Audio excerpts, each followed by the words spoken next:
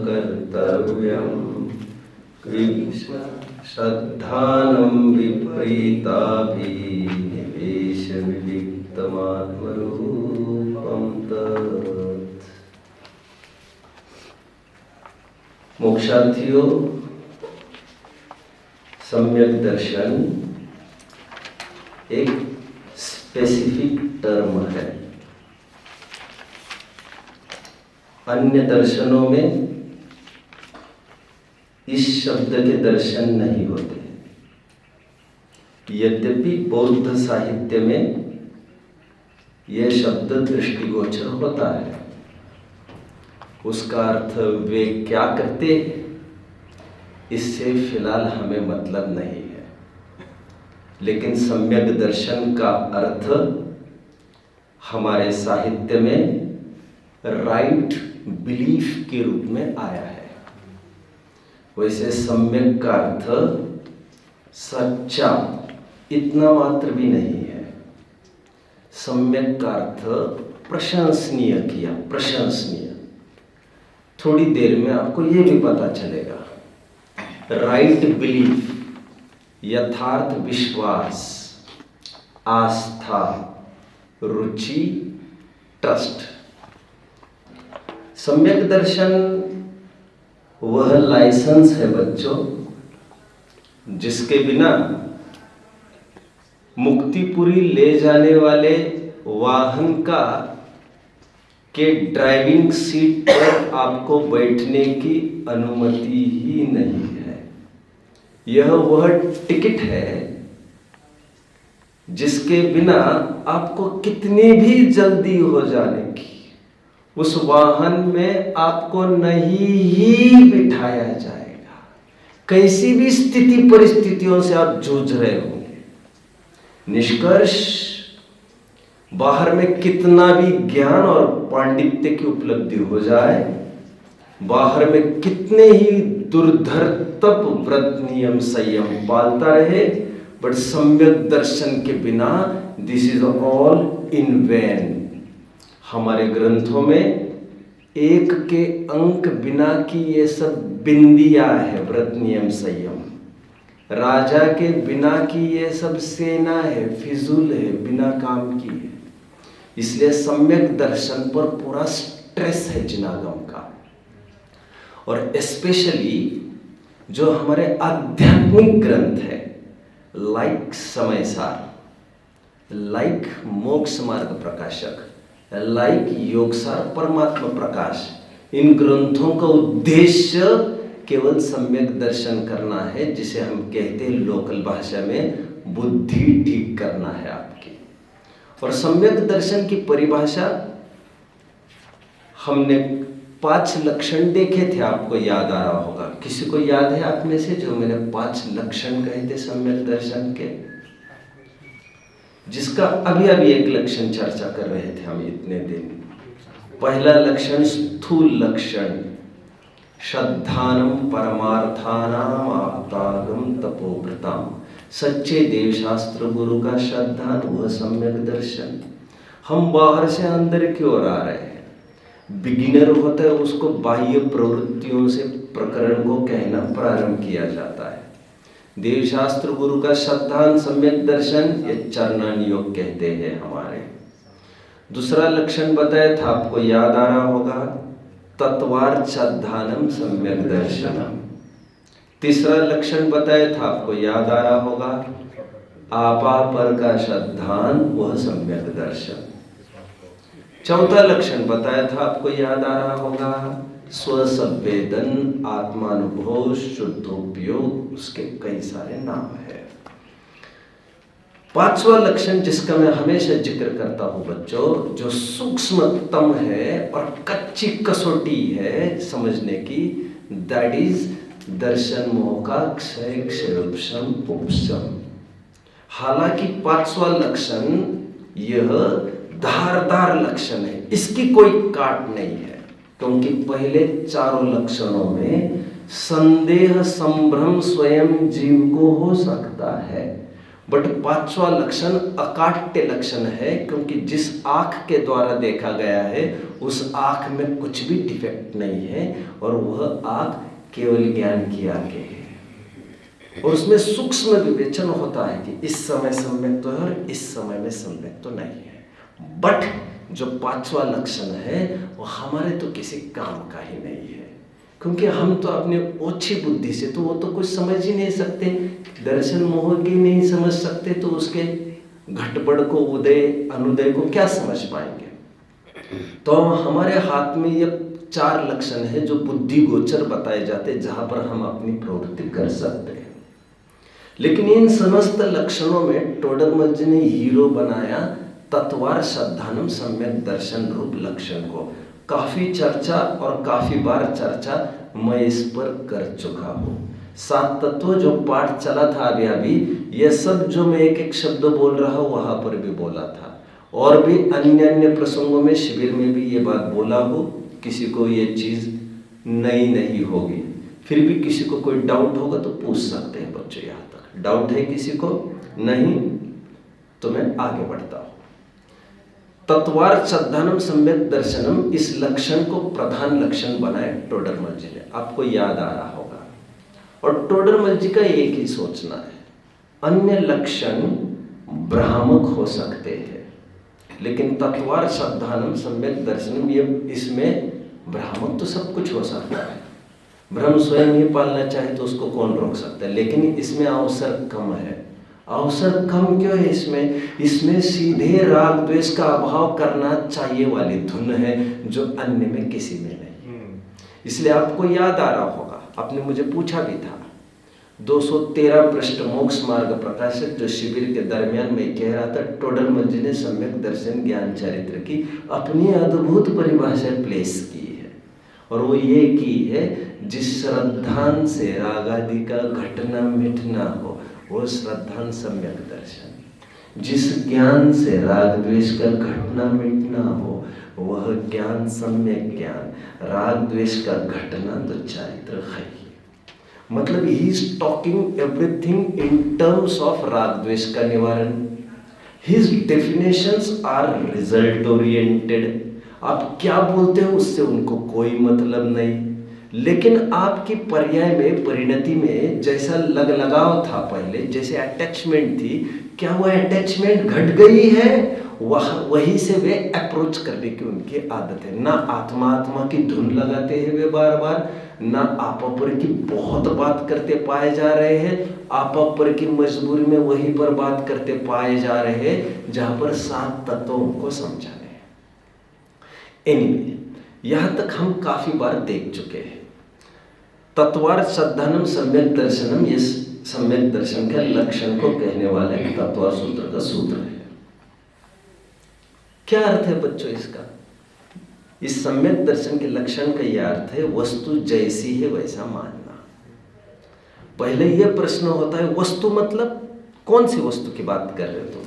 तो इसके लिए हमें यह बताया गया, आम जनों को पूछो, a layman is asked, if he is asked कि वस्तुओं के नाम गिनाओ, तो वो दाल चावल गिना सकता है, वो रोटी कपड़ा मकान गिना सकता है, लेकिन यहाँ पर एक विशिष्ट दायरे में बात करना है आपको। और टोडरमल जी ने इसके लिए सिलेबस के नक्कीकरण के लिए एक शब्द को लॉन्च किया, एंड दैट शब्द इज प्रयोजनभूत। राइट, मतलब के वस्तु है बोला। ये मतलब की मतलब जिससे हमारे राग द्वेष का निवारण हो, वस्तुओं को इस कदर जानो, उन वस्तुओं को नहीं। अगेन विश्व में ऐसे 2 प्रकार के तत्व नहीं है सचमुच की, ये प्रयोजनभूत और ये प्रयोजनभूत, ऐसा नहीं है। उन्हीं वस्तुओं को विशिष्ट एंगल से देखना उन वस्तुओं को प्रयोजनभूत कहलाता है, उन्हीं वस्तुओं को विशिष्ट एंगल से देखना उन्हें अप्रयोजनभूत कहलाता है। जीव प्रयोजनभूत तत्व है ऐसा ही सर्वथा नहीं है बच्चों, क्योंकि आम जन भी जीव को गोरा काला मान ही रहे हैं। आप जीव को किस प्रकार देख रहे हो उससे तय होगा ये प्रयोजनभूत तत्व की बात कर रहा है कि अप्रयोजनभूत। कितने जन मेरे साथ चल रहे हैं बच्चों? किसी को कोई डाउट होगा तो पूछिए यार, है किसी को डाउट? नहीं, प्रयोजनभूत शब्द यह टोटली टोडरमल जी का एक इन्वेंशन, इनोवेशन है। शब्द उनके अपने रखते हैं टोडरमल जी, क्योंकि उनका विचार है कि दिल सबके रगों में ये जैन शासन का तत्व ज्ञान कैसे प्रविष्ट हो। और वे ग्रंथ तो वे तो सुनते ही आ रहे हैं आज तक, तुम उन्हीं टर्म्स का प्रयोग क्यों करते हुए, क्योंकि उनको तो सुनते ही आ रहे हैं, फिर भी काम नहीं हो रहा है ना आपका, इसलिए प्रयोजनभूत तत्व का प्रयोग किया। मतलब अभी बताता हूं। जैसे ये लेमैन को पूछा जाए, आम आदमी को पूछा जाए व्हाट इज दिस, तो यही कह रही है तो माइक है साहब, आपको इतना भी पता नहीं व्हाट डज इट डू। तो कोई एक एक्सपर्ट होगा तो इसका पुर्जा अलग करके भी दिखा सकता है, पर टोडरमल जी कह रहे नहीं, इसको ऐसा नहीं जानना है हमें। इसे कैसे जानना है, कहते इसमें चेतना नहीं है, ऐसा नहीं, इसमें स्पर्श रस गंध वर्ण है, इतना भी जाने तो वो कहते नहीं, ये प्रयोजनभूत जानना नहीं हुआ हमारे लिए, क्योंकि आपने इसकी आइडेंटिटी, आपने इसका परिचय इसकी तरफ से दिया, और इसकी तरफ से परिचय देगा, हमारा क्या होगा उसमें, समझ में आता है। आपने परिचय दिया, मुझे उदाहरण अच्छे नहीं ज्ञान में आ रहे, आपने परिचय दिया who she Sonia Gandhi, okay, maybe a lady, कोई होगी, who she is the wife of the prime minister of India Rajiv Gandhi. परिचय राजीव गांधी से आने पर वो विशेषता ख्याल में उसकी, राइट, मतलब उसका परिचय पति ओरिएंटेड किया, पति ही सब कुछ है क्या? हाँ, हमारे ग्रंथों में जीव ही सब कुछ है, जीव ने ही ग्रंथों की रचना की है, जीव ने ही निरूपण किया है, जीव ही उसको सुनते हैं, जीव के लिए ही सुनते हैं। This is to the people, for the people and by the people. Viraj, क्या बात है, समझ रहे हैं? मैं आपको ये कह रहा था बच्चों, प्रयोजनभूत तत्व मतलब ऐसा नहीं कि कोई दूसरी वस्तु दिखाई जाएगी आपको, और इसी विश्व को आपको देखना है 7 तत्व के रूप में, तो आप ये पाएंगे मुझे पूरा विश्व का ज्ञान हो गया है, मैं जीव हूं और मेरे अलावा सब अजीब, मेरे में पैदा होने वाली ग्रीड है, टॉक्सिक इमोशंस है, क्रोध, मान, माया, लोभ, रूप, विकारी पर्याय है, कषाय है, जो मेरे लिए घातक है और मुझे पीड़ा देती है, रात दिन भी आश्रय है उनका नहीं होना, संबंध, निर्जर, मोक्ष एटसेट्रा। तो ये 7 तत्वों का आपको इतना ही प्रयोजनभूत ज्ञान चाहिए, ये भी मैंने प्रीवियसली आपको डिस्कस किया है।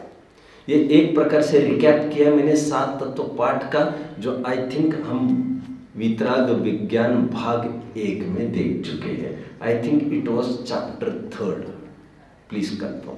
ये तो वहां पर मैंने थोड़ा सा आपको इंट्रोड्यूस कराया था, आज फिर से किया है। नाउ सम्यक दर्शन की परिभाषा ये करना चाहिए, टोडरमल जी कहते हैं कि जीव को जीव जानना।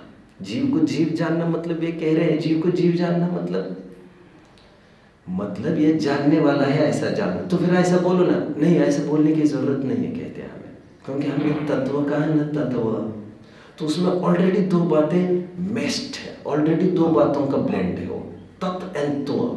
जब भी हम वस्तु कहते तो उसको भाव समझना ही है, तुम्हें कह रहे, बार बार नहीं कहेंगे हम इसको कहते। जब भी हमने कहा इसको जानो तो इसको जानो, मतलब तुम्हें इसी रूप में जानना चाहिए कि इसमें चेतना है कि नहीं है, बस। और चेतना नहीं हो तो आपको कहना चाहिए अचेतन। कितना काम सरल हो गया। हमने किसी को कहा देख लो यहाँ पर जो है आपको मुझे शाम तक नोटिंग दे देना, और तुम्हारे ऊपर बाहर लग रहा था, तुम्हें लग रहा था या अकेले मैं कैसे करूँगा इसको, 2-5 आदमी तो चाहिए। और हमने इतना ही कहा इसको इस टर्म्स में चाहिए, चेतन क्या है और अचेतन क्या है। तो आपका काम तो कुछ नहीं, वो तो 1 मिनट में अभी बोल देता हूँ बोलते हैं कि यहाँ पर खड़े रहने वाला, जानने वाला मैं चेतन हूँ, और मेरे अलावा सब जितनी भी वस्तु है यहाँ पर वे सब अचेतनात्मक है। ये तत्व का मैंने थोड़ी जानकारी दे दी, और तत्व का जैसे तत्व वैसे जानना, दैट इज सम्यक दर्शन। आज जो पाठ हम देखने जा रहे हैं वह पाठ 7 तत्व संबंधी भूल है। मिथ्या दर्शन, सम्यक दर्शन को तो हम समझ चुके हैं और उसके लक्षण को भी समझ चुके हैं, 7 तत्वों का साधन। आज पाठ बिल्कुल विरुद्ध है, इसे कहते परिशेष न्याय, इसे कहते हैं व्यतिरेक शैली। जब भी किसी बात को पुष्ट करना होता है, मैं हमेशा कहता हूँ उसको पॉजिटिव एस्पेक्ट के साथ निगेटिव एस्पेक्ट से पुष्ट किया जाना चाहिए। काउंटर चेक कहते हैं इसे, जो मैं बार बार कहता हूँ आपको। क्या कहते हैं इसे? Counter check. आंसर शीट के मार्क्स जांचने हैं तो कैसे जांचता है? पहले वो पेज वाइज जांचता है कि ही हैज अचीव्ड 98 मार्क्स। फिर कैसे जांचता है? क्वेश्चन वाइज जांचता है। वहाँ पर रखाने भी रहते, क्वेश्चन 1 के इतने मार्क्स, क्वेश्चन 2 के। ऐसा आपने नोट किया है कभी? बोर्ड के पेपर्स ऐसे जांचे जाते हैं। और कभी क्रॉस चेक और करना हो उसको, तो क्रॉस चेक के रूप में कहाँ कहाँ मार्क्स कटे, वहाँ से वो जान सकता है। क्योंकि कोई ऑप्शनल क्वेश्चन भी तो सॉल्व कर सकता है ना। एनीवे, ये इसे कहते हैं काउंटर चेक। नाउ सम्यक दर्शन की परिभाषा बता दी, उसके लक्षण भी बता दिए। ये अन्वय शैली थी। अब वो व्यतिरेक शैली से काम करती। व्यतिरेक मतलब नास्तिपरक। मिथ्या दर्शन क्या है वो बता रहे हैं। अब मिथ्या दर्शन क्या है? जैसा तत्व है वैसा नहीं श्रद्धा करना, वो मिथ्या दर्शन है। उसी को कहते हैं सात तत्व संबंधी भूल। विपरीत श्रद्धा का ही एक नाम है भूल। यहाँ पर भूल का तात्पर्य बच्चों श्रद्धा गुण का विकारी पर्याय है। भूल का तात्पर्य विस्मरण होना, मेमोरी से निकल जाना, यह कोई ज्ञान की बात नहीं चल रही है। भूल का तात्पर्य यहाँ पर श्रद्धा गुण का विकारी परिणाम। यहाँ तक कोई प्रश्न बच्चों? मैं तुम्हें सीधे प्रकरण में आकर खड़ा होऊंगा। भाई साहब बी फोकस्ड। किसी को डाउट कुछ नहीं? पहले मैं और एक बात बता दूं बच्चों। This chapter has been inspired by Moksha Marg प्रकाशक, चौथा अधिकार, सात तत्व संबंधी भूल। वही से प्रेरित होकर दौलत राम जी ने इसे विषय बनाया अपनी दूसरी ढाल का। और जब सिलेबस लिखा जा रहा था बाल बोध, वितराग विज्ञान, तत्व ज्ञान, जो कि किसी एक की रचना नहीं है, ये मैं कई दफे कह चुका हूँ। ये 20 विद्वानों की टीम बनी थी। यह सम्मिलित कार्य, this is a sort of संकलन। किसी का पार्ट अच्छा लगा तो उसका ले लिया, किसी का पार्ट अच्छा, this was just like a paper presentation. सभी अपने अपने पेपर प्रेजेंट करिए, जिसका जो अच्छा लगेगा तो वैरायटी के रूप में इसको सिलेक्ट किया जाएगा। तो कई विद्वानों ने प्रेजेंट किए तो सिलेक्शन कमेटी बैठी थी, वो बता गए, बात संपादन भी होता रहा। ये दौलत राम जी का जो सात तत्व संबंधी भूल का प्रकरण है, हूबहू वहाँ से उठाकर इसे एक पाठ के रूप में यहाँ पर रखा है बेसिकली। और एक बात बच्चों, टोडरमल जी कुछ भी बोलते हैं मोक्ष मार्ग प्रकाशक में, वो सब सात तत्वों के इर्द गिर्द में ही घूमता मिलेगा आपको। बड़े फोकस्ड है सात तत्वों के प्रति। टोडरमल जी ने 2 जगह ये प्रकरण रखा है सात तत्व संबंधी भूल का। एक तो चौथे अधिकार में भी और फिर 7वें अधिकार में भी। 2 जगह में वही प्रकरण का हेडिंग, बट इंटरप्रिटेशन अलग प्रकार का है। एक साथ तो कितने जन को ये आइडिया है जो मैं कह रहा हूँ? कितने जनों को ये पता था जो मैं कह रहा हूँ? सात तत्व संबंधी भूल का प्रकरण 2 जगह देखने को मिलता है। आप तो हो ही आप तो एक चौथे अधिकार में और एक 7वें अधिकार में। वैसे 2 जगह वही प्रकरण कैसे आया?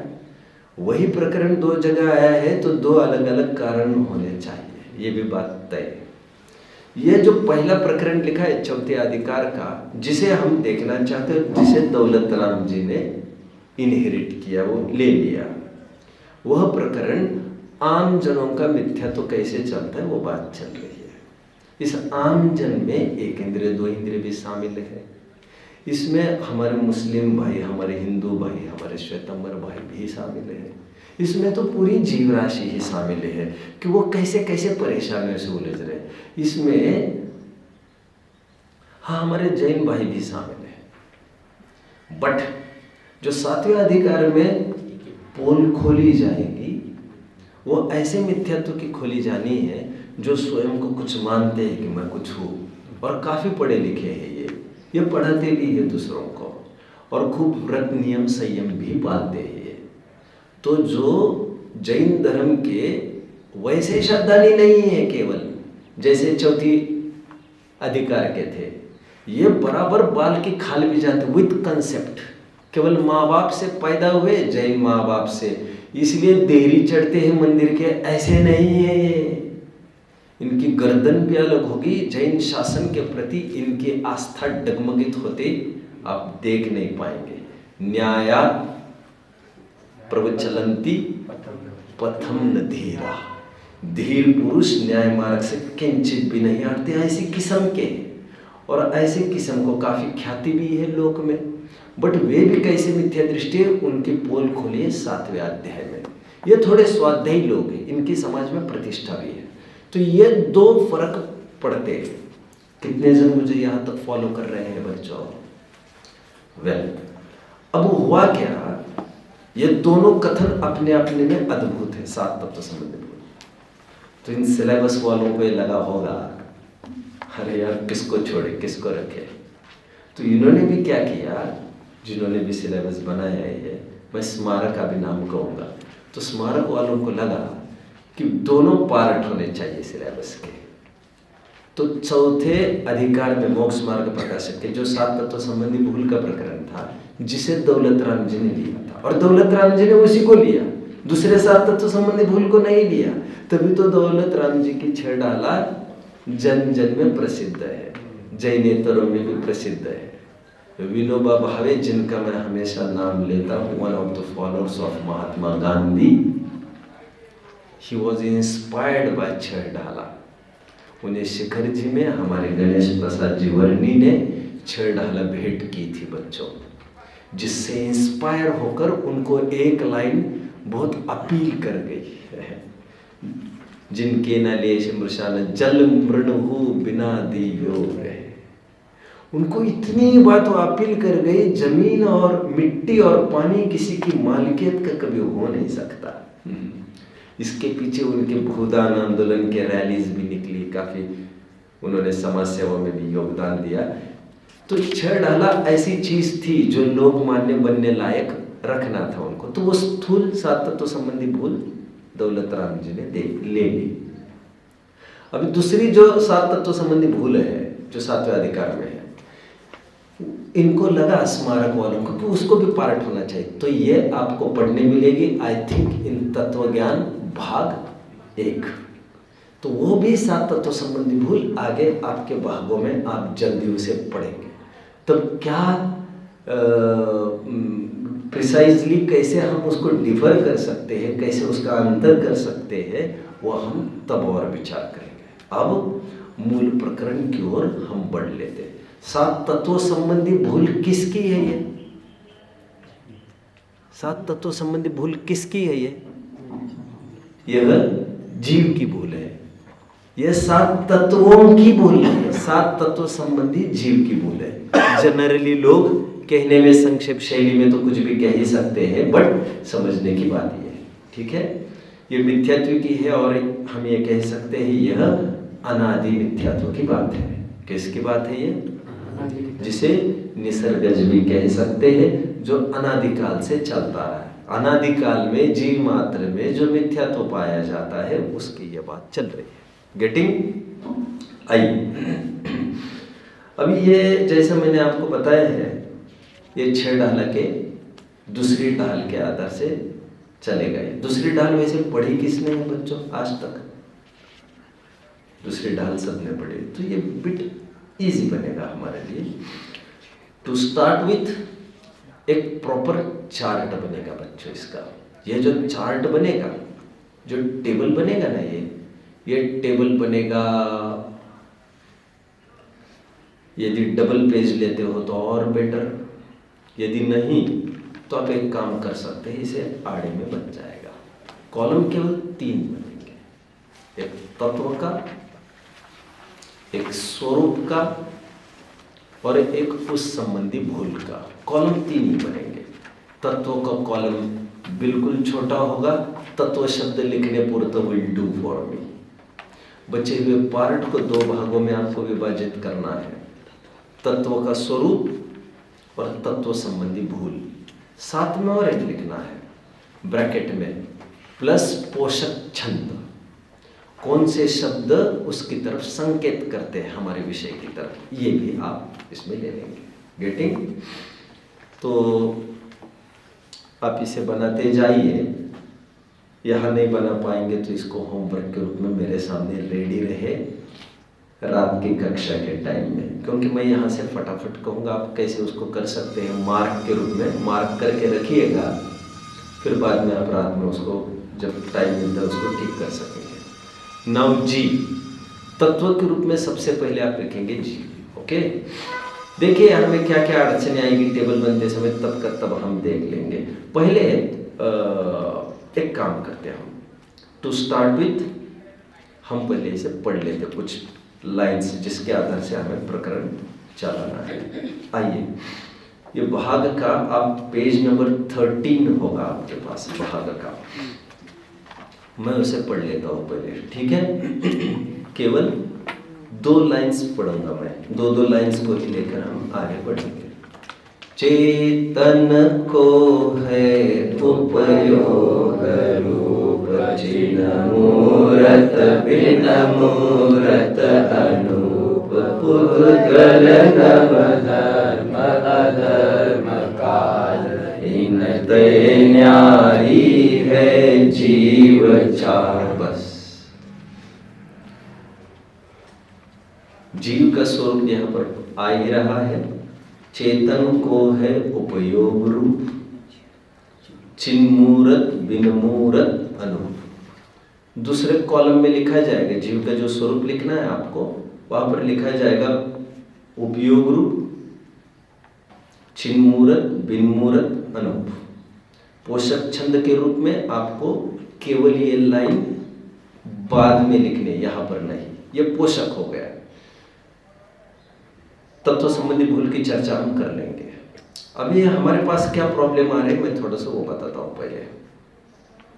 नीचे की लाइन में कहा पुद्गल नव धर्म अधर्म काल, इनते न्यारी है जीव चार। एक काम करिए आप, नीचे अजीव लिखिए उसके, एक काम करना है बस आपको, स्पेस थोड़ी छोड़ दीजिए, 3-4 लाइन पूर्ति, बीच में काफी कुछ हम लिख सकते हैं। अजीव का तुरंत आप कॉलम बनाइए, और अजीव के लिए आप लिखेंगे ज्ञान दर्शन से रहित अथवा उपयोग से रहित स्वरूप लिखेंगे। पोषक पंक्ति आप लिखेंगे पुद्गल नव धर्म अधर्म काल, इनते न्यारी है जीव चाल। आप अंडरलाइन करेंगे इनते न्यारी है जीव चाल, यह स्वरूप है इनका, इससे विरुद्ध। और ऊपर और एक काम करेंगे जीव में, जहां पर आपने लिखा है उपयोग रूप, चिन्मूरत बिनमूरत अनूप, वहां पर उपयोग रूप को आप फिर अंडरलाइन करेंगे, मार्क करके वहां पर पर्टिकुलर आपके कुछ मार्क करिए 1 2 3 4, और कॉलम के बाहर चलिए। अभी मैं आपको कुछ विशेष बात कहता हूं। जीव का क्या स्वरूप बताया गया है यहाँ पर, जरा मुझे बताना कोई, क्या क्या स्वरूप बताया बच्चों यहाँ पर जीव का? उपयोग रूप, चिन्मूरत बिनमूरत और अनूप। इसमें एक विशेषता है बच्चों थोड़ी सी। क्या विशेषता है? जो उपयोग रूप है ना, वो लक्षण है, लक्षण। बाकी के 3 प्रॉपर्टीज जो बताई गई है ना, जो मैं निरंतर आपको कहते रहता हूं, वे स्वरूप भर है, वे लक्षण नहीं है जीव के। क्यों? क्योंकि हाँ, चिन्ह मूरत भी एक लक्षण का पार्ट है। चिन्ह मूरत, अभी मूर्त का अर्थ है ऐसा नहीं समझना, उस मूर्ति की बात चल रही है। गेटिंग? मूर्त मतलब वस्तु, वस्तु। लोक में हम कहते हैं मूर्ति लहान, प्रतिमा, 11 प्रतिमाएं है ना, मैं आपको कभी कह रहा था, वहां पर प्रतिमा का अर्थ क्या लिया है आचार्य ने? प्रतिमा का अर्थ ये लिया है, यह वीतरागता की मूर्ति, विशिष्ट वीतरागता की मूर्ति।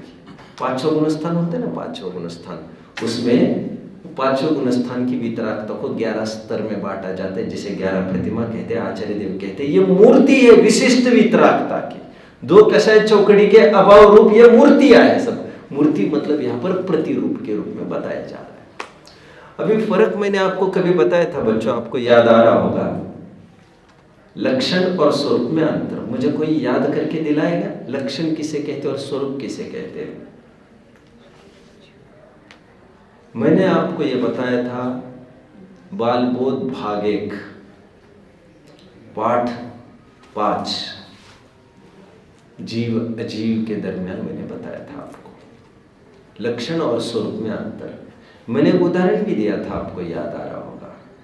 जब गाय पर निबंध लिखा जाता है और जो भी लिखते हैं लोग, वो सब स्वरूप लिख रहे हैं उसका, समझ रहे? गाय दूध देती है, उसको 4 पैर है, उसको सींग भी है, उसको पूंछ भी है, लोग उसे क्या क्या कहते हैं। बट ये बताया गया था आपको, लक्षण वह होता है जो किसी में नहीं पाया जाता और नियामक रूप से हमको उसी लक्ष्य के पास जाकर छोड़ दे। तो मैंने ये कहा था, गले में लटकने वाली झालर ये गाय का लक्षण है। आपको याद आ रहा है? ठीक उसी प्रकार मैंने आपको ये कहा था, जैसे यहाँ पर बिन मूर्त कहा है, अमूर्तिक, तो अमूर्तिक तो धर्म अधर्म आकाश काल भी है। यदि यही लक्षण बनाएंगे हम जीव का अमूर्तिक, तो यह लक्षण तो और में भी ओवरलैप हो जाएगा, धर्म अधर्म आकाश काल में भी जाएगा, और इससे तो भारी समस्या आएगी, दोष आएगा इसमें। तो क्या होगा?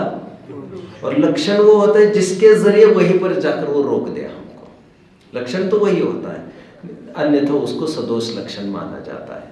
तो अमूर्तिक ये केवल स्वरूप है जीव का। इसलिए जो परिभाषा पढ़ाई जाती है आपको, परिभाषा में स्वरूप कभी नहीं पढ़ाया जाता, परिभाषा लाक्षणिक हुआ करती है, ऐसा मैंने पहले कभी आपको बताया है।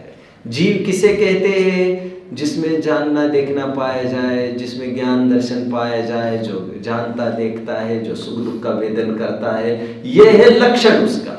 बाकी सब प्रॉपर्टीज होती है, वो परिभाषा में उसको घसीटा नहीं जाता। बट कभी कभी इसलिए बताया जाता है क्योंकि आम जन को सामान्य से विशेष बलवान, और ये जैनेतरों को भी पढ़नीति छेड़ डाला, इसलिए दौलत राम जी ने इसे भी इसे इम्प्लीमेंट किया। मुझे याद आता है जब 12th में मैं पढ़ाता था धर्म की क्लास खनिया धाना में, धर्म की क्लास लेता था मैं 12th की बच्चों। वो स्कूल अपनी ही थी वहाँ पर, अपनी ही समाज की, और वहाँ पर as a part of rule सबको धर्म का एक कंपल्सरीली एक पीरियड रोज उनको पढ़ना ही पड़ता। तो सिलेबस यही थे बाल बोध वगैरह के। वैसे बाद में मैंने मेरा सिलेबस तय किया, मैंने मेरी एक स्वतंत्र नोट्स बना दी, क्योंकि मुझे ये लगा कि ये जैनेतर भी बैठते थे, मुस्लिम भी बैठते थे, वो कैसे इसके पार करेंगे। तो मुझे याद आता है, मैंने जब जीव किसे कहते हैं कि परिभाषा में मैंने लिखा था, जीव किसे कहते हैं? जो जानता देखता हो, जो अमूर्तिक हो, मैंने ये सब उसमें लिखा दिया था। जबकि परिभाषा में ये सब लिखा नहीं जाता, ये तब भी मैं जानता था, समझ रहे? लेकिन वे कहाँ से समझेंगे इतना? तो अमूर्तिक वगैरह भी खिचड़ी सब में उसमें मिलाकर उनसे बात करता था कि ये है जीव की परिभाषा। तो कभी कभी मजबूरी हो जाती है, सामने वाले को कैसे समझाया जाए, तो ये विशेषण जोड़े जाते हैं। अच्छा, अब अनूप जो विशेषण है, अनूप, व्हाट इज अनूप बच्चों? अनूप शब्द का मतलब क्या समझते हो आप? एक जन बताएगा अनूप मतलब क्या? No one.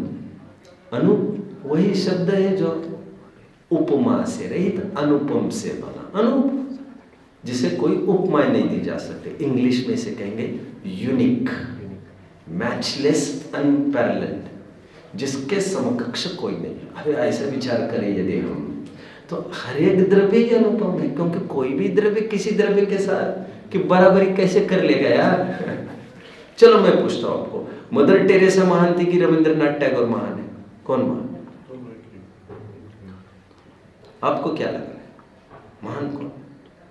आपको साहित्य की रुचि होगी तो फिर आप उत्तर दे पाएंगे, आपको यदि समाज सेवा की रुचि होगी तो आप उत्तर कदाचित दे पाएंगे। लेकिन मुझे रुचि की बात नहीं कर रहा हूं मैं। दोनों नोबेल अवार्ड विनर है, दोनों को नोबेल अवार्ड है, लेकिन एक को लिटरेचर के लिए है, एक को सोशलिटी के लिए है। उनका तो डिपार्टमेंट ही अलग है। किसी को भारत रत्न क्रिकेटर के रूप में मिला जाता है। अभी जरूरी थोड़ी है अब्दुल कलाम कोई बल्ला भी पकड़ पाएगा, he is expert in rocketry, समझ में आता है? तो उनको भारत रत्न उसके कारण मिला। तो दोनों में तुलना थोड़ी हो सकती है कौन बड़ा कौन छोटा। तो हम कहते जी महान, जी महान। अरे महान तो क्या है, तुम्हें बोलने के लिए मुंह मिला है इसलिए तुम बोल रहे हो। उसको बोलने को होता तो वो भी यही बोलता कि हम महान है, समझ रहे? और बिना बोले भी वो यही तो बता रहा है, उसको कोई बोलने की गरज थोड़ी है। और जिस मुंह से आप बोल रहे हो जिस ध्वनि से बोल रहे हो वो क्या है? महानता का परिचय आप कराई पुद्गल से रहे, तो पुद्गल कोई पीछे रहने वाला है लाइन में? वो तो आकर कहेगा हे साहब आप मेरे बिना तो तुम परिचय भी नहीं करा सकते, आप I am your introducer. Any Anoop का क्या तात्पर्य कि ऐसा थोड़ी कि कोई जीव ही अनूप है यहाँ पर। अभी जैसे ध्रुवम अचल मनोवमम गतिम पत्ते, पहली गाथा तो आप जानते हैं, जरा बोल के दिखाना बच्चों।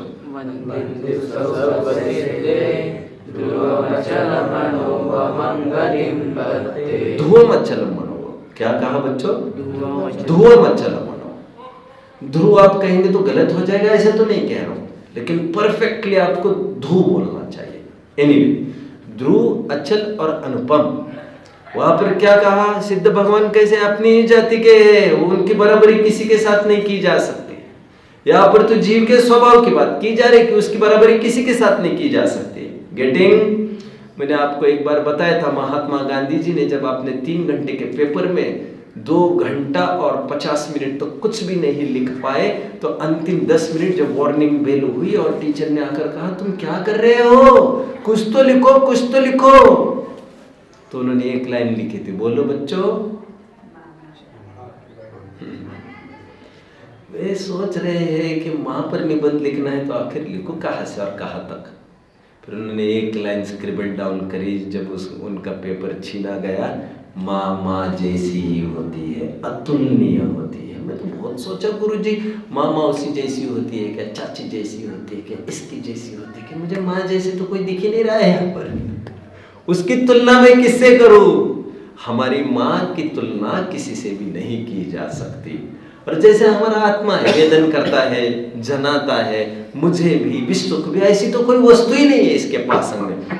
तो अनूप तो एक कॉमन फीचर है, बिन मूर्त भी एक कॉमन फीचर है। मैं जानता हूं बिन मूर्त पुद्गल में नहीं पाया जा सकता, अनूप तो सब में पाया जाता है। कितने जन मुझे फॉलो कर रहे हैं? बट मैं अभी लक्षण की बात करूं, यदि लक्षण उसे कहते हैं जो केवल और केवल जीव में पाया जाए और जीव में भी सभी जीवों में पाया जाए, दोनों शर्तें इसकी। क्या कहा बच्चों? जीवों में ही पाया जाए और सभी जीवों में पाया जाए, पाया ही जाए, तभी उसे जीव का लक्षण कहेंगे उसको। जहां जहां ये वहां वहां वह, इसे कहते लक्षण। जहां जहां ज्ञान वहां वहां आत्मा, जहां जहां आत्मा वहां वहां ज्ञान, इसे कहते लक्षण। जिनका एक पॉइंट कहो तो दूसरी चीज का परिचय होता है, दूसरी चीज कहो तो पहले का परिचय होता है, ऐसा इंटैक्ट अविनाभावी संबंध है। चलो आपको एक प्रश्न पूछता हूं बच्चों, सब्जी बनी कोई भी, आज वैसे तो अष्टमी है, लेकिन सब्जी कोई बन गई। अब ये समझ सकते हो, जो भी कुछ समझ रहा हो, उस सब्जी में ऊपर से कोई आपको पूछे इसमें जीरा डाला है कि नहीं, बताओ। अरे मैंने प्रश्न का अप्रोच गलत कर दिया, वेरी सॉरी। अप्रोच में ऐसा करता हूँ थोड़ा, शायद कभी ये प्रश्न पूछा है मैंने आपको। आप एक काम करिए जरा, मुझे ऑड चीज आपको बताने, ऑड चीज समझते हो?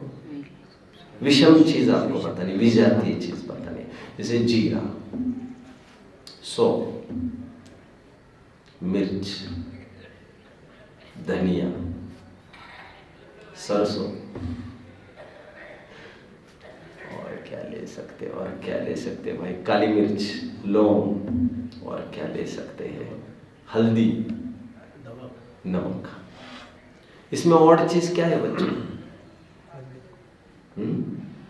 और चीज क्या है? वैसे हम कोई भी बघार डालते तो उसमें सरसों नहीं डालते, इसकी चर्चा हम कर चुके हैं, तो ये और चीज है। भक्षा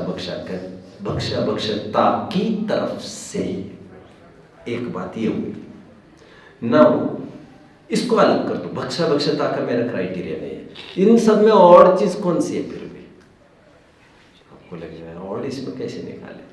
देखो, सब्जी तैयार होने के बाद आपको कोई पूछे इसमें जीरा डाला है कि नहीं, तो आप बोलेंगे यार ऐसे कैसे बताएंगे आप, एकदम क्रश करके डाला है तो ऐसे कैसे बताएंगे, सौंफ कैसे बताया, ऐसे चखना तो पड़ेगा। लेकिन ऐसी एक चीज है जो अपने अस्तित्व को कभी नहीं छिपाती। What is that? हल्दी। हल्दी चिल्ला चिल्ला कर बोलते आई एम हियर, मैं हूँ पर मैं हूँ। समझ में आता है? उसको चक्कर खाने की जरूरत नहीं है उसको। और आप कितनी भी पीली भी चीज बनाएंगे तब भी वो हल्दी बोलेगी कि मुझे डाला गया है। उसी प्रकार हमारी चेतना है बच्चों, चेतना इन सब में विलक्षण है। और मैं मेरा अनुभव कर पा रहा हूं। एक ऑक्सफोर्ड यूनिवर्सिटी में एक पीरियड चल रहा है, 6th स्टैंडर्ड के क्लास में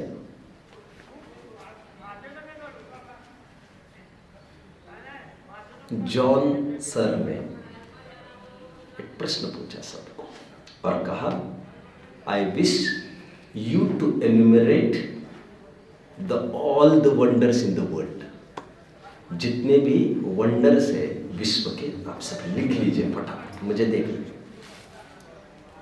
फटाफट फटाफट तैयार हो गए। किसी ने लिखा the great wall of China, किसी ने द ताजमहल लिखा, किसी ने आईफेल टावर लिखा, leaning tower of pizza, hanging garden, etcetera etcetera etcetera, statue of liberty.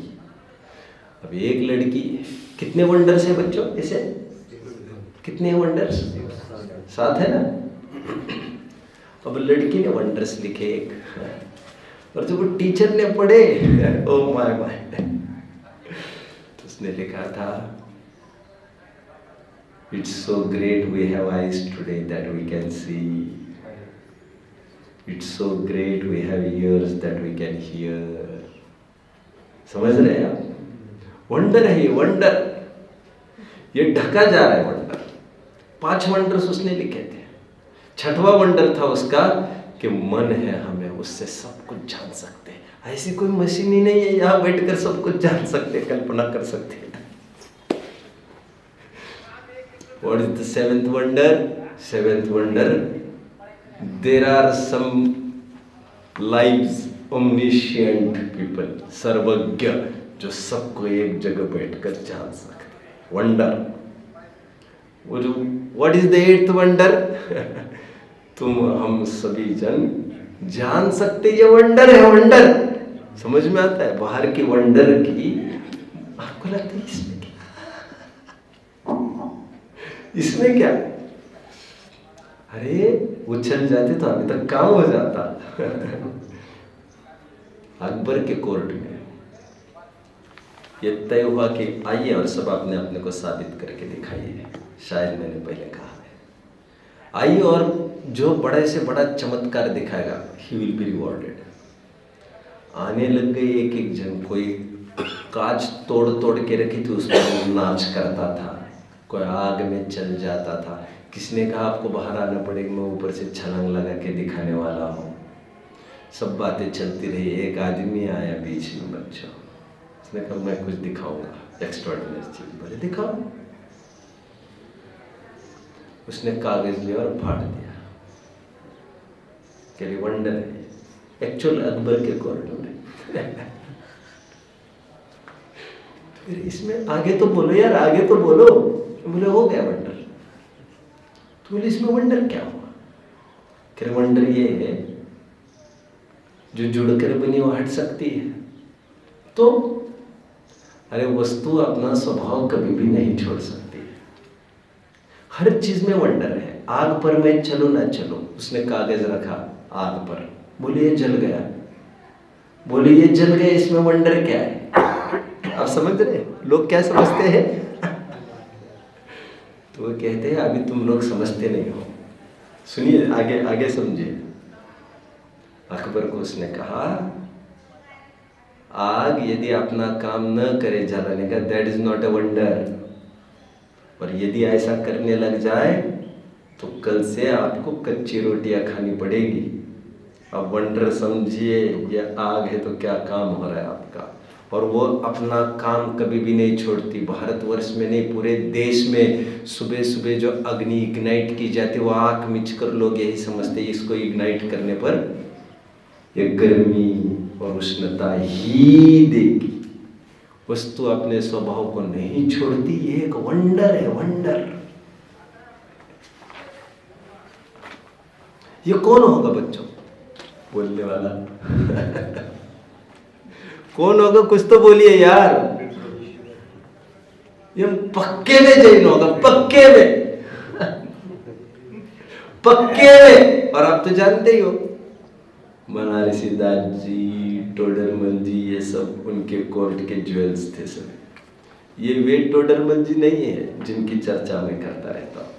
मोक्ष मार्ग प्रकाशक वाले टोडरमल जी नहीं है, लेकिन उनके 9 ज्वेल्स में जैसे तानसेन आदि आदि आदि आदि, बीरबल आदि आदि, वैसे बनारसी दास जी तो खास थे उनके, लेकिन बॉडी में नहीं थे बस वे। बॉडी में टोडरमल थे, टोडरमल। एनीवे, मैं कहाँ तक आया बच्चों? मैं इतना सारा कह रहा हूँ लक्षण के लिए। जानना हमारा काम है, जिसके जरिए हम हमारी पहचान कर सकते हैं, वस्तु की पहचान हो सकती है। लक्षण उसे कहते हैं। और ज्ञान ऐसी चीज है जिसके द्वारा हम हमारी पहचान कर सकते हैं। इससे 2 बातें ख्याल में आती, ज्ञान जानता भी है और ज्ञान जानने में भी आता है, क्योंकि लक्षण वही होता है जो जानने में आता है। और भाग्य से लक्षण जानना है, तो जानता भी है, जानने में भी आता है। ये जीव का स्वरूप कहा बच्चों। अभी जीव तत्व संबंधी भूल को देखने के पहले अजीव का स्वरूप आपको समझ में आ गया। इनते न्यारी है जीव, चाल मतलब स्वरूप। अपन कहते हैं उसका चाल चलन ठीक नहीं है। व्हाट इज चाल चलन? चाल चलन मतलब उसका बर्ताव, उसका बिहेवियर, उसका नेचर। तो यहां पर इनते न्यारी है जीव चाल, जीव की का नेचर इनसे न्यारा है। मतलब ये सब चेतन है और जीव चेतन है। अभी यहाँ पर एक शब्द पढ़ा है बच्चों, नभ। व्हाट इज दिस नभ? अब ऐसे भी प्रयोग होते हैं। हमें ये गला फाड़ कर ये सिखाया गया पहले। तो नभ मतलब आकाश द्रव्य, मतलब वो नभ नहीं भैया, वो नभ तो पुद्गल है। ये आपको द्रव्य पाठ में पढ़ाया गया। और अभी यहाँ पर स्वयं कवि आकाश द्रव्य के लिए नभ शब्द का प्रयोग कर रहे हैं। तो ऐसा साहित्य में हुआ करता है, तो आपको इतना समझना चाहिए। ये नभ मतलब वो नभ नहीं, ठीक है। चलिए, तो ये हो गया। अब इस तत्व संबंधी भूल थोड़ी सी लिख लेंगे पहले, कल आगे की चर्चा हम कल करेंगे।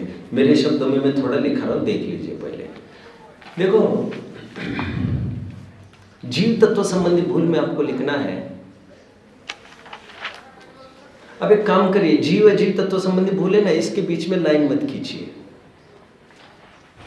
मतलब ये पहले 2 कॉलम से डिवीजन के लाइंस पहले 2 में ही रखिए। विशिष्ट कारण से मैं कह रहा हूं, क्योंकि पोषक छंद अलग अलग से नहीं है। ऐसे ये आपको समझना है। पोषक छंद जीव और अजीव के मामले में एक साथ ही दिए गए हैं। It's very hard to discriminate कि जीव तत्व संबंधी भूल का छंद है, लाइन्स है, और ये अजीव तत्व संबंधी भूल की लाइन है। मैं बाद में बात करता हूँ, अभी मैं आपको लिखाता हूँ केवल थियोरेटिकल। जीव तत्व संबंधी भूल किसे कहते हैं समझ लीजिए आप। जीव को अजीव मानना, जीव को अजीव का स्वामी मानना, जीव को अजीव का कर्ता मानना, एंड जीव को अजीव का भोक्ता मानना। और यदि संक्षेप में इतना ही कोई कहे जीव को अजीव रूप मानना, तो दैट इज इनफ रियली। इसमें तो सब आ जाता है। इतनी लंबी चौड़ी बात की भी बहुत जरूरत नहीं है, क्योंकि एक कहा तो सब समझना, लेकिन लोग समझते नहीं है। अभी अजीव तत्व संबंधी भूल क्या होगी बच्चों? अजीव तत्व संबंधी भूल क्या होगी? अजीव को जीव मानना एंड सो ऑन, ये अजीव तत्व संबंधी भूल हो जाएगी। ठीक है, अभी देखिए। और 7 तत्व संबंधी भूल के प्रकरण टोडरमल जी ने दोनों जगह लिखे हैं। वहां पर जीव अजीव साथ लिखे हैं। आश्रम वन संपन्न निर्जरा सबके लिए 5 जनों के लिए 5 अलग अलग से घर दिए, कमरे दिए हैं। लेकिन यहाँ पर केवल एक कमरे में ही दोनों को समाहित कर लिया है, क्योंकि ये इतने इंटर रिलेटेड है। इसलिए मैं कह रहा हूँ इनके छंद अलग अलग से हम डिस्क्रिमिनेट कर पाएंगे, अलग कर पाएंगे, ऐसा नहीं, क्योंकि ये इतने मिले जुले हैं जीव और अजीव कि भारी मुश्किल होता है कुछ भी कहना। इसलिए दोनों एक साथ मिलेंगे आपको, ठीक है। तो किसी को डाउट होगा तो पूछ सकते हैं बच्चों। है किसी को कोई डाउट? तो फिर हम दूसरे पीरियड में देख सकते हैं। आपको हो तो किसी को डाउट होगा तो पूछिए, आप पूछिए कुछ, भाई साहब कुछ बोलिए। Anything to speak, then I will. जीव अजीव संबंध में जीव को अजीव का भोक्ता नहीं ऐसा कहा, हाँ तो वो बात तो बैठ रही है। हाँ, लेकिन अजीव को जीव का भोक्ता उसका थोड़ा विशेष खुलासा कीजिए। बढ़िया, कितने जन प्रश्न समझ रहे हैं? बढ़िया, मजा आ गया। प्रश्न बोलो, रिपीट करो कोई प्रश्न, बोलो आयत। जीव को अजीव का भोक्ता मानना ये समझ रहे हैं, लेकिन अजीव को जीव का भोक्ता कैसे मानना? क्यों नहीं समझ में आ रही है? बेसिक प्रश्न क्या है, समझ में आ रहा है? बेसिक प्रश्न इतना सही है, जीव तो भोगता है यार, लेकिन अजीव कहाँ से भोगने लगे? बाद तकलीफ उतनी सी। अभी तकलीफ तो यहाँ से भी है, जीव तो कर सकता है, पुद्गल कैसे क्या कर सकता है? नहीं कह रहे वहां से तकलीफ नहीं, यदि वहां से तकलीफ नहीं तो इसमें तकलीफ नहीं होनी चाहिए फिर आपको। कितने जन मुझे समझे अभी जो मैंने बोला? कितने जन समझे? नहीं समझे। मैंने कहा जीव भोगता है, तो कह रहे हाँ भोगता है, भोग ही रहे हम। ठीक है, मैंने कहा अजीव, अजीव कैसे भोगता है, उसको क्या होना है? ठीक है, अभी हमने कहा अजीव भोगता ही आपको जज नहीं रही है। हाँ जज नहीं रही है, तो हम कहते अजीव करता ही है, कैसे जज गई फिर तुमको? अभी तक तो कुछ नहीं बोला। हाँ अजीव तो हाँ ये जज चलिए बोले हम करता है। यदि ये जचता है तो हमारी डिक्शनरी कहती फिर भोगता भी जचना चाहिए तुम्हें। लेकिन भोगने का अर्थ शायद तुम वैसा नहीं ले रहे जैसा हम सोच रहे हैं, इसलिए दिक्कत हो रही। और करने का अर्थ तुम चतुराई से दूसरा अर्थ कर गए, लेकिन भोगने का अर्थ चतुराई से दूसरा कर नहीं पा रहे तुम, ये तुम्हारी तकलीफ है। मैं उत्तर आपको दूंगा, I am just beating about the Bush, मैं इर्द गिर्द में घूम रहा हूँ। कितने जन मुझे फॉलो कर रहे हैं बच्चों? अब मैं और एक बात बताऊं बच्चों, अनुभव किसका गुण है? अनुभव जीव का, आप बोल रहे हैं, बढ़िया, यही उत्तर चाहिए। उपयोग और अनुभव एक अर्थवाची है रियली, बट ऐसा नहीं है, रियली ऐसा नहीं है। मैं आपको कई दफे बता चुका हूं कि नियम सार मूल ग्रंथ में, सॉरी नॉट मूल ग्रंथ, टीका, टीका आई एम टॉकिंग अबाउट, मूल टीका में उन्होंने ऐसा शब्द का प्रयोग किया आचार्य ने। कौन से आचार्य ने? बढ़िया बढ़िया, नहीं मैं बच्चों का थोड़ा टेस्टिंग चल रहा है। मैंने कल परसों ही कहा यार 20 एक आचार्य, उनके नाम पता होना चाहिए, उनकी टीकाकार के भी नाम पता, इतना तो होना चाहिए। अनुभव छह द्रव्य में होता है, ऐसी बात करते हैं। अरे अनुभव छह द्रव्य में कैसे होता है? अरे भाई अनुभव का अर्थ ही तुम नहीं समझते, अथवा वह समझते हैं जो तुम्हारे अनुभव में आया है, जो बहु प्रचलित है। अनु और भव, अनुरूप से होना, और ऐसे तो हर एक पर्याय अपने अपने द्रव्य का ही अनुसरण करते, तो अनुसरण ही अनुभव है, और क्या है? अभी तुमने चेतना का अनुसरण को ही अनुभव मान लिया और प्रचलन इसी का है बहुलता से, तो तुम्हें दिक्कत खड़ी कर रही। अभी भोगने का अर्थ तुम सुख दुख भोगना ही ले रहे तो तुम्हें दिक्कत तो होगी, लेकिन जब करने की बात कर रहे थे तब तो राग द्वेष को करना ऐसा तो अर्थ नहीं ले रहे थे तुम पुद्गल में, तो अभी यहां पर सुख दुख का भोगना ऐसा अर्थ कैसे कर गए तुम? कितने जन समझ रहे हैं? तो फिर घूम फिर कर बात क्या कहना चाहते हो? बता रहा हो यार, बता रहा हो। ऐसा है, देखो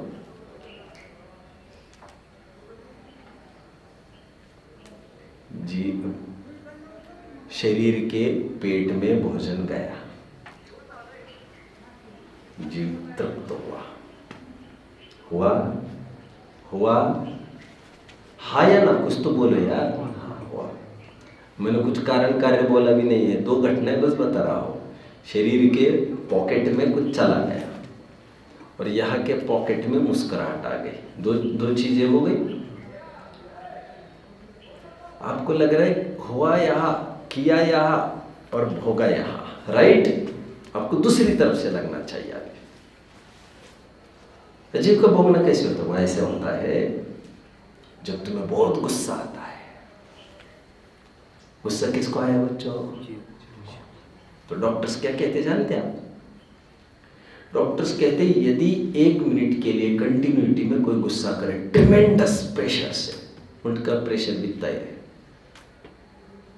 यदि करे तो उसकी सभी नसें फट सकती है जगह पर ही, डाउन, खत्म। जीने की आज में भोगा, समझ रहे हैं मेरी बात को। और जैसे यहाँ टेंशन डिप्रेशन होती है, स्वास्थ्य में बिगड़ देखने में आ रहा है, गेटिंग अंदर में बेचैनी है तो बाहर में निद्रा नहीं हो रही है तो देखने में आता है। ये इंटर रिलेशन हम निरंतर देखते हैं जीव को और शरीर का। कितने जन मुझे फॉलो कर रहे हैं? एक बात, इस प्रकार हम करना भोगना ले सकते हैं। अजीव, और मान्यता तो जीव की है, अजीव को जीव का भोक्ता मानना, अजीव को जीव का भोक्ता मानना, यह मान्यता जीव की है। तो अजीव कैसे भोगेगा सब? वो ऐसा भोगेगा, if you try to live cheerful, अब मस्त हट्टे कट्टे बने रहेंगे, आर्ट हो तो अजीव ने भोगा, ये कहने में आएगा। आप समझ रहे हैं? परमार्थ से क्या है मैं बता रहा हूं आपको। परमार्थ से जो करता है वही भोगता है, जो करता है वही भोगता है, मतलब जो कार्य उसमें हुआ वो उसने भोगा, ये कहने में आएगा। चलो चलो और थोड़ा सा डेप्थ में, 2-5 मिनट है ना? हाँ है, 3-4 मिनट है। देखो, घड़े का पानी आपने पिया, आप क्या समझ रहे हो? घड़ा ये, और भोग कौन रहा है? मैं भोग रहा हूं, ऐसा आप समझ रहे हो ना? मैंने कहा जरा यहाँ ना, क्या भोगते हो तुम? साहब मैं तो भोगता हूँ इसको। क्या भोगती हो ये तो बताओ ना। दिन में 2-3 लीटर पानी पी लेते हो, भोगता हूँ मैं इसको। अरे वो तो रात दिन पी रहा है यार, घड़ा रात दिन पानी पी रहा है वो, तो वो भोग नहीं रहा है क्या? अच्छा ऐसा बोल रहे हैं आप? हम कैसे बोल रहे हैं? तो हमारे ऊपर तय होगा ना। कितने जन मुझे समझ रहे? और ये एक रूल है बच्चों, रूल, हर एक द्रव्य करता भी है। राग द्वेष का ऐसा नहीं, वितराग का ऐसा नहीं, अपने अपने कार्य का जो वो कर सकता है। अरे कार्य प्रत्येक समय में पर्याय तो हो ही रही है ना। जब पर्याय का नाम ही हमने कार्य दे दिया तो द्रव्य का एक नाम कारण तो हो ही गया ना। तो जब कारण कार्य स्थित हो गया, जो करेगा वो भरेगा, ये भी रीति नीति है। और भरेगा मतलब भोगेगा, तो किया उन्होंने तो भोगेगा भी वही, लेकिन वो सुख दुख के अर्थ में नहीं भोगेगा। इसलिए तो हमें बल पड़ रहा है समझाने में। कितने जन फॉलो कर रहे हैं? सुख दुख का भोगना तो समझ में आता है। अरे तुम तो भगवान भोग रहे, ये भी नहीं समझ पा रहे अभी। तुमने तो पुस्तक की भाषा पढ़ी, अतीन्द्रिय सुख भोगते, तो तुम बोल रहे हैं, अभी बोल रहे हो, लेकिन थोड़ा तसल्ली से शांति से बैठकर देख लेना तो तुम्हें पता चलेगा। सुख दुख का वेदन नहीं करते भगवान, सुख दुख का वेदन नहीं करते। और मैंने जीव अजीव पाठ में आपको पढ़ाया था, याद आ रहा है? ये सुख दुख का वेदन का तात्पर्य यहाँ पर सांसारिक जीव का लक्षण बताया जा रहा है, क्योंकि यहाँ पर सांसारिक सुख दुख, यहाँ पर सुख दुख, वो इंद्रिय सुख दुख की बात चल रही है यहाँ पर, याद आ रहा है? तो ये परिभाषा बनाई ही क्यों? अरे वो तुम हम लोग पढ़ रहे हैं इसको, और वे निकटतम लक्षण यही है, feeling. Feeling feeling what? Feeling what? Sensing what? तो सुख दुख ही कहना पड़ता है। आप समझ रहे हैं मेरी बात को? तो आप वितरागियों की सोच कर देखो तो भी फड़फड़ाहट हो सकती है अज्ञानी को। उनको लगेगा वेदन ही नहीं करते, वेदन नहीं, इसलिए तो वे तो पूछते वहाँ क्या करते क्या करते। अभी तुम्हें जब करना ही नहीं समझ में आ रहा, तुम्हें भोगना कहाँ से समझ में आ गया? और अतीन्द्रिय सुख को भोगते हो, अच्छा आनंद का तक, आनंद का तक। अरे उसको अभी अतीन्द्रिय आनंद ही समझ में नहीं आ रहा है, उसको तो इतना ही समझ में आ रहा, वहाँ कोई टेंशन नहीं, वो तो ठीक है, शाब्दिक नॉलेज। भोगना जैसे सिद्धों का होता है, बिना सुख दुख के, ये मैं कह रहा हूं, इंद्रिय सुख दुख के। और वहां पर तो पुद्गल धर्म अधर्म आकाश काल में तो अतीन्द्रिय वाला भी काम नहीं है वहां पर, तो वे तो वैसे ही अनिंद्रिय है। तो वहां पर भोगना होता है, वो सुख दुख के अर्थ में नहीं पूछना चाहिए आपको। और भोगना इस शब्द में ही ज्ञान मिला हुआ ही है, जो जनरली हम बोलते हैं। अब उस ज्ञान शब्द को हटाकर आपको भोगने का कॉमन अर्थ करना है वहां पर, तो कितनी मुश्किल पड़ रही है आपको। कितने जन मुझे फॉलो कर रहे हैं बच्चों? भोगना और अनुभव करना कोई अलग अलग बात नहीं है सच पूछो तो। और हम ये समझते भोगने के लिए फीलिंग चाहिए, फीलिंग चाहिए, करने के लिए तो हम समझ गए, लेकिन ऐसा नहीं है। भोगने के लिए फीलिंग चाहिए ऐसा नहीं है। हम जीव की तरफ से बात करते इसलिए बोलते हैं, बट वस्तु स्वरूप ऐसा कहता नहीं है। और कुछ बात हो तो बताओ। कुछ भी पूछना हो, कुछ भी बच्चों, है कुछ नहीं है? चलो देखेंगे फिर। ओम नमः। निज निधि निज ने बता